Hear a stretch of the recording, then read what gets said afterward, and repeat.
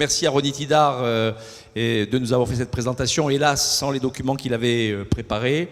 Je ne sais pas s'il l'a dit, si vous l'avez entendu, mais Ronnie reçoit quasiment chaque semaine des délégations qui viennent du monde entier pour découvrir l'aéroport Ben Gurion, comprendre comment il fonctionne et voir qu'est-ce qui est adaptable dans les différents aéroports du monde. Alors c'était vrai avant l'attentat contre l'aéroport belge de Zaventem, mais ça l'est tout autant aujourd'hui avec ce qui s'est passé à Orly, et on se dit qu'on a échappé à une belle catastrophe et que effectivement les aéroports partout dans le monde ne sont pas suffisamment sécurisés.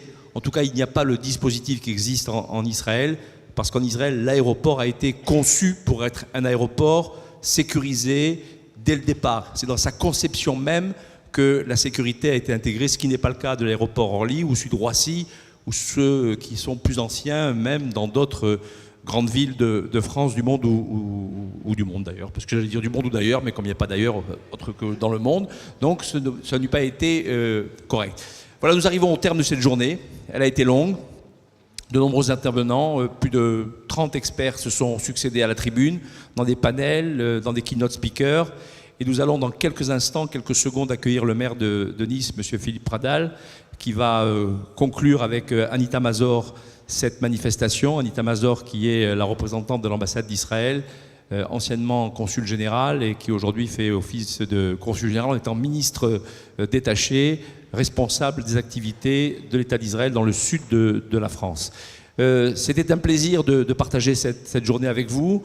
Nous l'avons préparé avec toute l'équipe de la ville de Nice, de la métropole Nice-Côte d'Azur, de la région PACA, avec toutes les équipes d'Elnet en Israël, autour de Nelly, de Yossi, de Benjamin, à Paris avec Charlotte, Tali, Elisheva, avec Yoram également qui s'est occupé de toute la communication sur les réseaux sociaux. Et à ce propos, je voudrais simplement vous rappeler que toute la conférence a été organisée, oui bien sûr, ça vous le savez, mais qu'elle a surtout été enregistrée.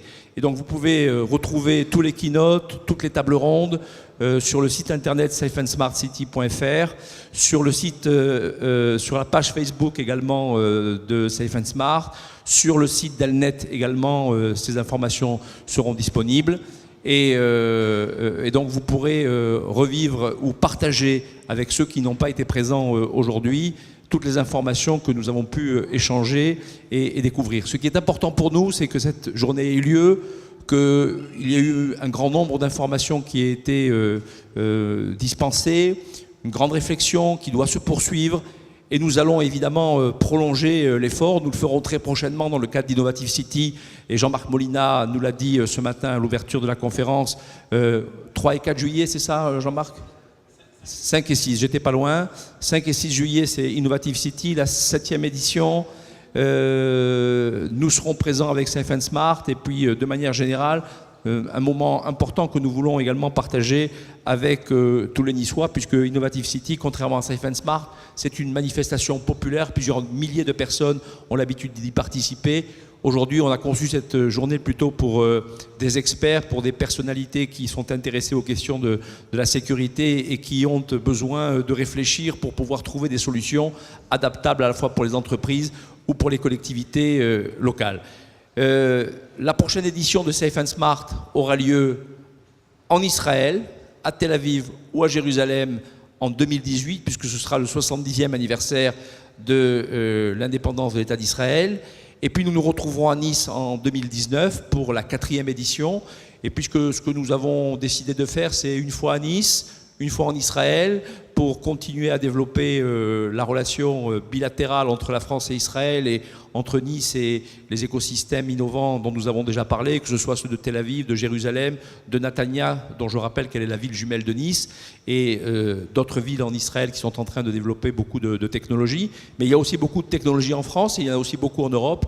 Et donc ce que nous souhaitons faire, c'est que Safe and Smart devienne un grand rendez-vous annuel, européen, international, pour voir et faire évoluer toutes les questions qui ont trait à l'innovation, à la sécurité, à la sûreté, dans un monde qui va devenir de plus en plus passionnant. Ne soyons pas que négatifs, parce que l'innovation, c'est aussi l'accès à l'information, c'est l'accès à d'autres services, c'est l'accès à un monde nouveau que nous sommes en train de découvrir. C'est bien sûr aussi des vulnérabilités dont il faut se préoccuper, c'est des menaces, c'est des difficultés, mais l'intelligence, l'innovation, c'est aussi là pour nous aider à surmonter tous ces problèmes. Et ce que nous essayons de construire, c'est un monde meilleur, un monde dans lequel il fera bon vivre, toujours mieux, toujours plus, même si c'est un monde dans lequel, nous le voyons tous les jours, les menaces ne cessent de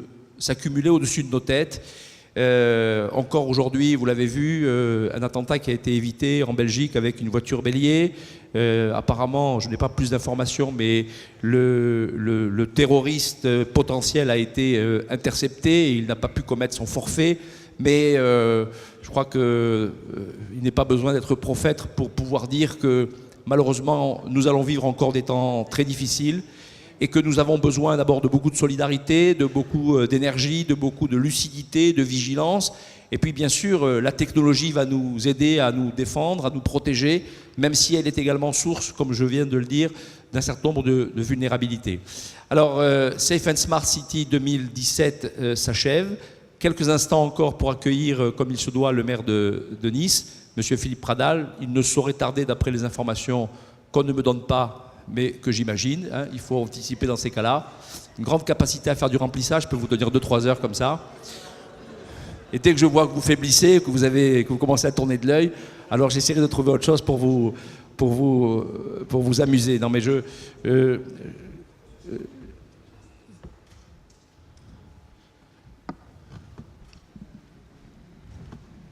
voilà, on fait des préparatifs, c'est que la situation est en train de s'améliorer. Et que dans quelques instants... En fait, pour dire la vérité, c'est qu'on a démarré ce matin en disant que nous voulions être right on time et que nous ne voulions pas perdre une seconde et que tout devait démarrer à l'heure et se terminer à l'heure. On a été tellement bons, on n'a tellement pas pris de retard qu'on a fini par prendre de l'avance. Et on n'a pas été servi par la panne du câble de Ronnie Tidar qui ne lui a pas permis de terminer sa présentation. Donc normalement, on aurait dû être juste à l'heure. Mais bon, ça n'est pas bien grave. On va maintenant clôturer à 18h30, c'était inscrit dans les programmes.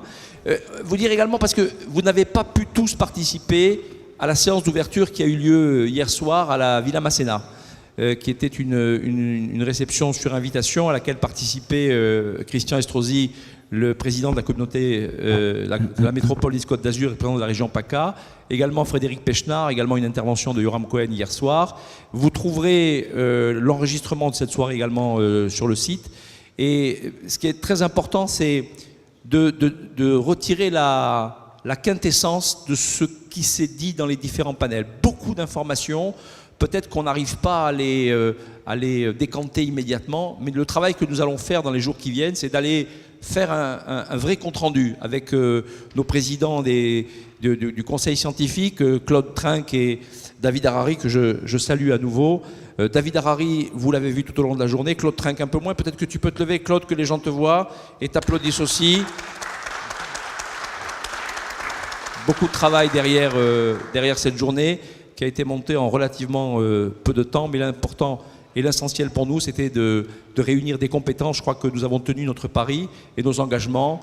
Plus de 30 experts, beaucoup venus d'Israël, des personnalités qui n'ont pas simplement des connaissances académiques, mais qui sont des gens de terrain, qui ont une véritable expérience, qui ont agi dans le domaine de la sécurité et qui ont accumulé un certain nombre de résultats qui font d'Israël, bien sûr, la Startup Nation, mais aussi la Safe Society, une société dans laquelle il y a de la sûreté, de la sécurité, qui permet le développement économique et qui permet de faire vivre une démocratie vibrante. Parce que c'est un peu cela l'enjeu de la lutte contre le terrorisme, c'est de préserver les valeurs auxquelles nous sommes attachés. Et c'est là bien, je crois, l'essentiel, parce qu'il ne suffit pas d'innover, encore faut-il être capable de préserver le cadre de vie qui est le nôtre, qui est celui d'une société libre, démocratique, d'une société qui porte de vraies valeurs. Et la République est là pour nous montrer en permanence ce chemin qui va de la liberté, passant par l'égalité, doit nous conduire à la fraternité. Voilà, alors sans plus attendre, nous accueillons M. Philippe Pradal, le maire de Nice.